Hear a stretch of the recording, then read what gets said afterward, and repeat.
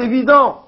Parce que qui nous garantit que ce n'est pas uniquement quand je crois avoir trouvé Dieu dans le cadre de ma propre nature, qui me garantit que ce n'est pas tout simplement la projection de mon propre nombril? Et j'explique. Cette allusion est d'une manière époustouflante dans la Torah. Vous savez qu'en hébreu, il est dit Bereshit bara Elohim. Au commencement, créa Dieu. Et bien sûr, tous les commentaires se posent la question, comment se fait-il que le nom de Dieu n'apparaît qu'en troisième position? En hébreu, il n'y avait aucune difficulté à dire Elohim bara Bereshit. Dieu créa au commencement. D'ailleurs, toutes les traductions arrangent d'une certaine manière le verset en disant au commencement, Dieu créa. Vous ne trouverez aucune traduction, on pourrait dire standard, qui évite le piège et qui dit, comme en hébreu, au commencement créa Dieu. Toutes traduisent au commencement Dieu créa. Dieu avant créé. Mais en hébreu, ce n'est pas ce qui est dit. Au commencement créa Dieu. Et le Talmud rapporte une histoire absolument incroyable. Que le roi Talmé, qui comme vous le savez, était un roi qui a énormément oppressé Israël à l'époque des Grecs, qui était lui-même un Syrien, mais qui s'était, c'est pas convertir, mais qui s'était converti à l'hellénisme.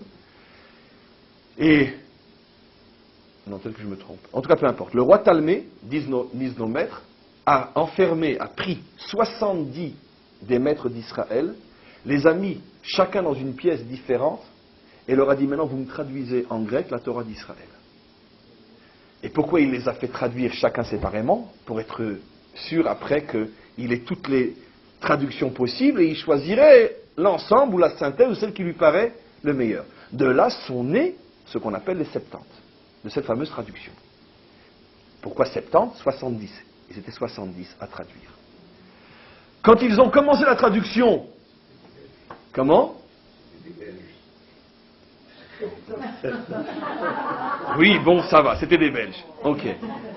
Quand ils sont arrivés à ce premier verset, au commencement créa Dieu, les 70, sans se concerter, ont eu tous le même problème. Comment traduire? Si on traduit au commencement créa Dieu, regardez ce que le Talmud ose dire. Le roi Talmé et les philosophes qui l'entourent, quand ils vont lire ça, ils vont dire, tiens, c'est qui a créé qui? C'est le commencement qui a créé Dieu ou c'est Dieu qui a créé le commencement? Dis en bon français, est-ce que c'est Dieu qui a créé l'homme ou c'est l'homme qui a créé Dieu? Comme le dira dans son langage à lui, des millénaires plus tard, Marx. Qui a créé qui? Et donc tous ont eu la même idée et ont traduit dans les Septante, et le pélé, le miracle, c'est que cette traduction-là a disparu même des Septante. Le Talmud affirme que ça a été la première traduction des Septante. Ils ont tous traduit en grec, Dieu créa au commencement. Pour ne pas que Talmé puisse dire que peut-être c'est l'homme qui a inventé Dieu, puisque, selon la lecture biblique, au commencement créa Dieu, comme si le commencement avait créé Dieu. Et donc ils ont traduit de cette manière-là, et donc Talmé n'y a rien vu. Mais les commentaires viennent après ce texte du Talmud et posent la question. Ils disent, mais d'accord, très bien, bon, on a compris comment ils onglaient les comptes à Talmé. Mais la question revient maintenant sur Dieu lui-même. Comment se fait-il que Dieu a écrit le premier verset de la Torah de cette manière ambiguë? Et ça lui coûtait quoi d'écrire Dieu créa au commencement? Pourquoi l'écrire d'une manière qui puisse supposer qu'après il va falloir changer du risque que? Et les commentaires disent, parce que la Torah s'appelle Torah Emet. La Torah est une Torah de vérité. Et elle n'a pas peur de dire la vérité, et elle n'a pas peur de mettre en évidence les dangers inhérents à la vérité. La vérité, c'est que Dieu existe, et c'est lui qui a créé l'homme. Mais la même vérité est que dans la plupart des religions, c'est l'homme qui a créé Dieu, et c'est pas Dieu qui a créé l'homme. Et comment qu'on va savoir si c'est un Dieu qui crée l'homme ou l'homme qui crée Dieu? Bereshit bara Elohim. Elohim, c'est le Dieu qui est au niveau de la nature. Ça veut dire le Dieu que l'on sert lorsque l'on est encore à l'intérieur de sa nature, puisque le mot Elohim en hébreu a la même valeur numérique que le mot Teva qui veut dire la nature. Et qu'est-ce que la Torah veut nous faire comprendre? Attention, Dieu existe et c'est lui qui a tout créé.